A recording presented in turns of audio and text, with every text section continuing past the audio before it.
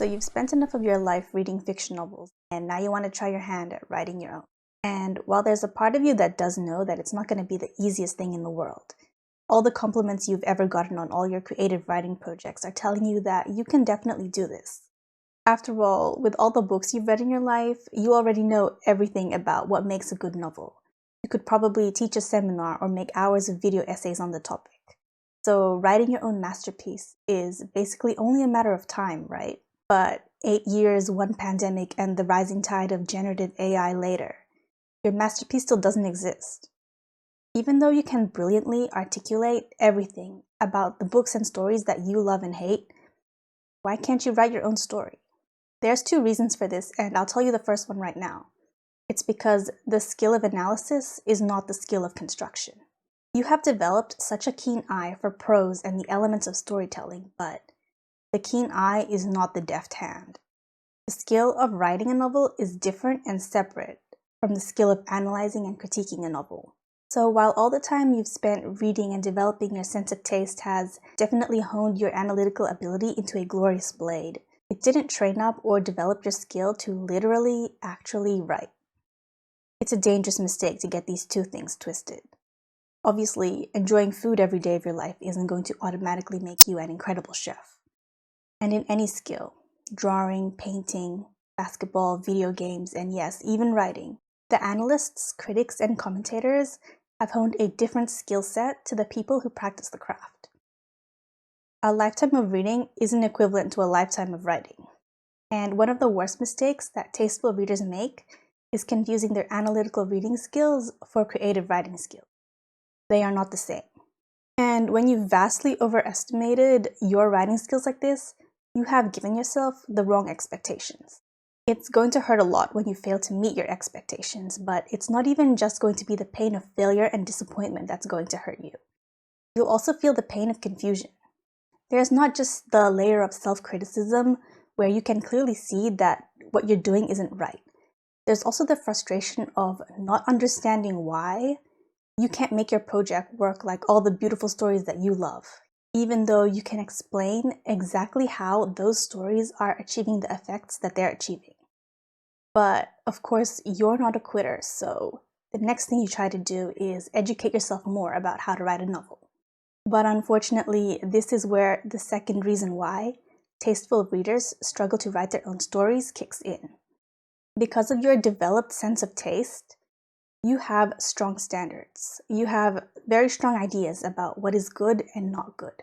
And because of these strong standards, you probably also have a very strong, specific vision for your story. You already know what you want, but you're the only one who knows what you want. Other people making writing advice videos and writing craft books, they have no idea what you want. No one else can see your vision. They can only talk about their own experiences about writing their own novels and give their personal point of view on writing theory, but if you're a tasteful reader, you probably already have your own opinions and points of view on the storytelling element of writing theory. So because of your strong vision, writing advice from other people is of very, very limited usefulness to you. You're not in the same boat as other writers who don't have a strong vision of their story. Writers who are fine with just anything. They're not going to run into problems following instructions and employing templates like the hero's journey or save the cat. But if you have a strong specific vision, using these templates feels like mashing your story into a mold it doesn't truly fit in, disfiguring it to the point of mutilation until it doesn't even remotely resemble anymore the story you wanted to tell in the first place. If you want to know more, watch this video later about how to know if writing formulas are going to work for you. So these 2 things, the painful confusion and the lack of helpful resources, gives the tasteful reader-writer struggle a certain flavor. You've tested your story vision into every template and theory you could find, and you're not making any of the so-called writing mistakes. But you've heard literally every single tip and trick in writing, and it doesn't look like anyone anywhere is capable of telling you something you don't already know. You've scraped past the bottom of the barrel to the center of the earth, looking for a way to write the novel that won't leave you alone, but it really seems like no one can help you.